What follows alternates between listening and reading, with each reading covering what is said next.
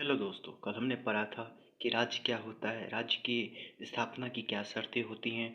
और आज हम पढ़ेंगे कि शासन क्या होता है, यानी ऑर्गन्स ऑफ द गवर्नमेंट क्या होती है, शासन के विभिन्न अंग कौन कौन से हैं एवं उन्हें कौन कौन सी शक्तियाँ प्राप्त होती हैं। इसके बारे में आज हम विस्तार पूर्वक चर्चा करेंगे। पहले देखते हैं कि शासन क्या होता है। ध्यान रखेंगे कि किसी भी सरकार के सामने मूलतः तीन चुनौतियां होती हैं। पहला, कानून बनाने की चुनौती। दूसरा, कानून के अनुसार शासन चलाने की चुनौती। तीसरा, आप व्यक्तियों के आपसी विवाद के समाधान के लिए न्याय व्यवस्था संचालित करने की चुनौती। प्रत्येक शासन व्यवस्था में उन चुनौतियों का समाधान करने का प्रयास किया जाता है। इसके समाधान के लिए जो व्यवस्था की जाती है उसे शासन कहते हैं। शासन के तीन अंग होते हैं। पहला, विधायिका लेजिस्लेटिव। दूसरा, कार्यपालिका एग्जीक्यूटिव। तीसरा, न्यायपालिका जुडिशरी। विधायिका कानून का निर्माण करती है। कार्यपालिका विधायिका के अनुसार निर्मित कानून को लागू करता है और शासन चलाता है। और न्यायपालिका कानून के अनुसार विवाद का समाधान करती है। इसका कार्य बनाए गए कानून के आधार पर न्याय की व्यवस्था सुनिश्चित करना होता है। अब इसके बारे में विस्तार पूर्वक चर्चा करेंगे कि कार्यपालिका क्या होती है, न्यायपालिका क्या होती है, विधायिका क्या होती है। पहले विधायिका, यानी जो कानून का निर्माण करती है। वर्तमान में विधायिका आमतौर पर दो सदनों से मिलकर बनी होती है, जैसे लोकसभा और राज्यसभा। लोकसभा, इसमें जनता के द्वारा अपना अपना प्रतिनिधित्व चुना जाता है। कानूनों के निर्माण में इसकी अहम भूमिका होती है। अभी हमारे लोकसभा के सभापति माननीय श्री ओम बिरला जी हैं। लोकसभा में 543 सदस्य होते हैं जो जनता के द्वारा प्रत्यक्ष रूप से चुने जाते हैं। राज्यसभा, इसमें 250 सदस्य होते हैं, जिसमें राष्ट्रपति के द्वारा 12 सदस्यों को चुना जाता है और शेष 238 सदस्य राज्यों एवं राज्य क्षेत्र द्वारा चुने जाते हैं। इसमें सभापति हमारे उपराष्ट्रपति श्री जगदीप धनखड़ और उपसभापति श्री हरिवंश नारायण सिंह हैं। अधिकांश कानूनों के निर्माण में इनकी भूमिका अहम होती है।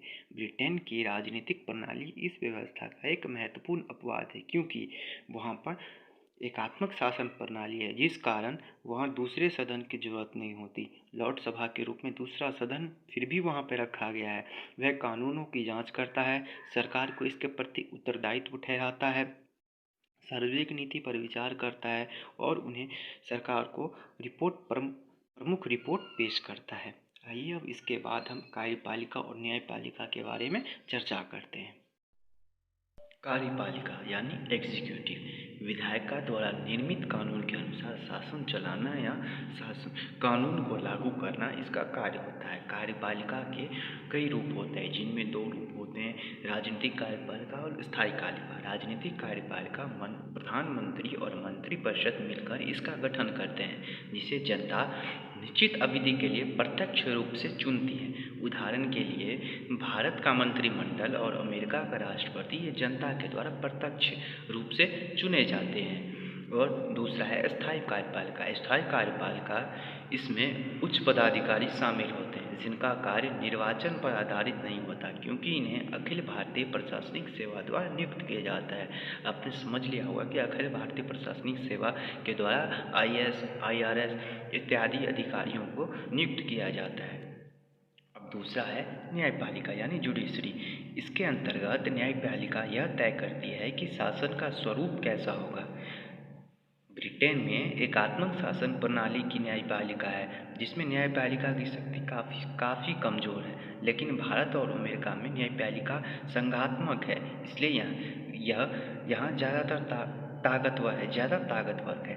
देश में लिखित संविधान होता है, वहाँ निर्वाचन करने का दायित्व भी इसके पास होता है। संविधान के तहत मूल अधिकारों की गारंटी दी गई है, जिसका रक्षक न्यायपालिका होता है। भारत में न्यायपालिका के 3 स्तर हैं: उच्च न्यायालय, निम्न या निचला न्यायालय और सर्वोच्च न्यायालय।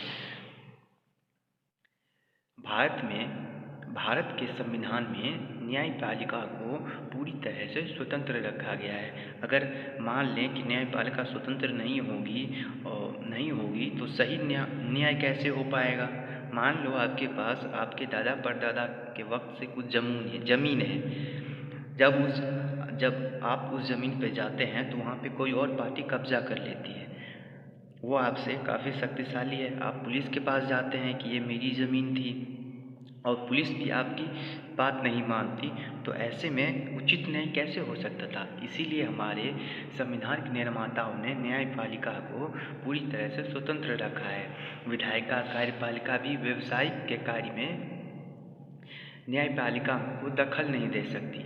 इसको दुरुस्त रखने के लिए न्यायालय के न्यायाधीशों की नियुक्ति में सरकार का कोई स्थान नहीं है और इसलिए कहते भी हैं कि न्यायालय के न्यायाधीश को उनकी सेवा के दौरान पद से हटाना काफ़ी कठिन कार्य हो जाता है। संविधान की व्याख्या का अधिकार मुख्य रूप से न्यायपालिका के पास होता है। अगर संसद द्वारा पारित किया गया कोई कानून संविधान के ढांचे का उल्लंघन करता है तो यह न्यायपालिका उस कानून को रद्द कर सकती है।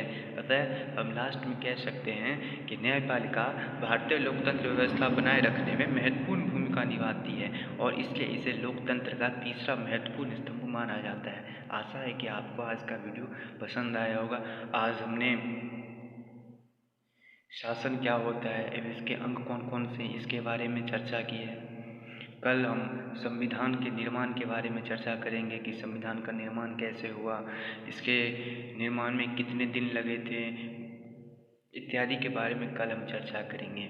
अगर ये वीडियो तो अच्छी लगी हो आपको तो इस वीडियो को शेयर, लाइक, सब्सक्राइब ज़रूर करें। धन्यवाद।